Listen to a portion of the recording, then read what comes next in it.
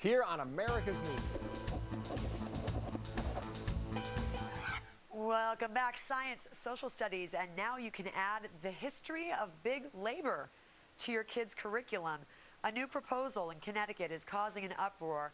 Here's the deal. Lawmakers in the state are considering a bill that would require students to learn labor history, but should such a political subject be a part of a school curriculum?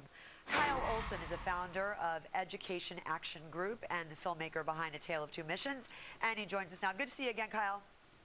Good morning, Juliet. So let me just give you an idea of what's going to go on here. So if the bill passes, these are a few curriculum requirements under law.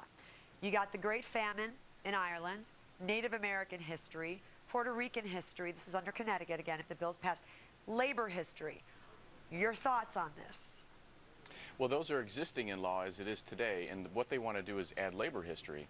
And my question is, when I looked at this list, I thought, where is information about the Constitution or the founders, those sorts of things? And so as they're updating this law, why don't we look at American history instead of just looking at these specific categories as well as labor history? Well, when I saw that, I thought, well, like American history obviously is not listed on there, but isn't it sort of understood that that is something that will be taught in a school, a public school in Connecticut?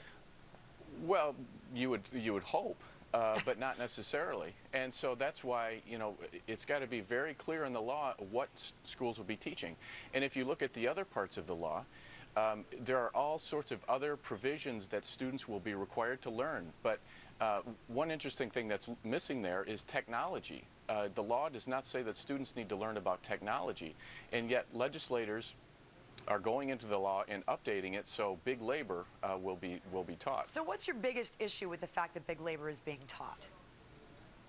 Well, this is not unique. At least two other states have this, Wisconsin and California.